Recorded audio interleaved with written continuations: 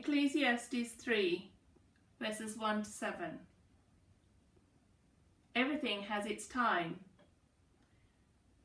For everything there is a season, and a time for every matter under heaven. A time to be born, and a time to die.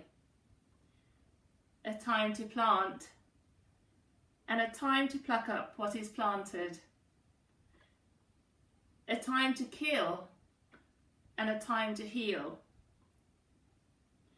A time to break down, and a time to build up. A time to weep, and a time to laugh. A time to mourn, and a time to dance. A time to throw away stones, and a time to gather stones together. A time to embrace, and a time to refrain from embracing. A time to seek, and a time to lose. A time to keep, and a time to throw away. A time to tear, and a time to sow. A time to keep silence,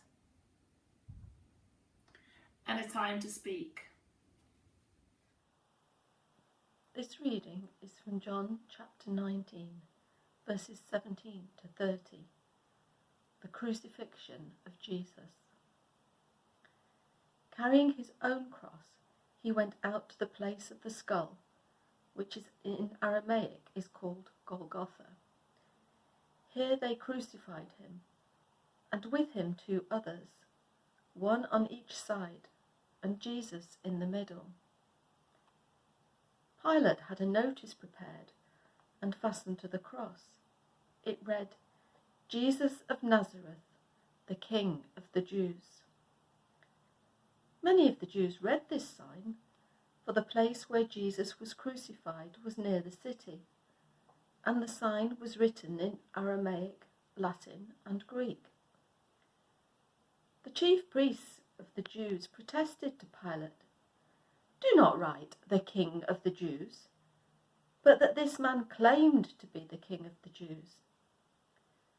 Pilate answered, "What I have written, I have written."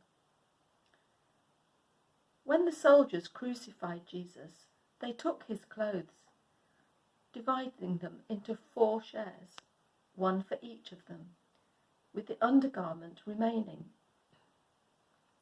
This garment was seamless, woven in one piece from top to bottom. "Let's not tear it," they said to one another. "Let's decide by lot who will get it."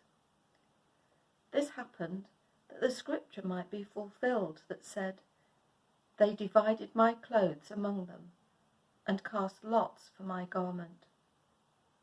So this is what the soldiers did. Near the cross of Jesus stood his mother, his mother's sister, Mary the wife of Clopas, and Mary Magdalene. When Jesus saw his mother there, and the disciple whom he loved standing nearby, he said to her, "Woman, here is your son." And to the disciple, "Here is your mother." From that time on, this disciple took her into his home. Later, knowing that everything had now been finished, and so that scripture would be fulfilled, Jesus said, "I am thirsty." A jar of wine vinegar was there, so they soaked a sponge in it, put the sponge on a stalk of the hyssop plant, and lifted it to Jesus' lips.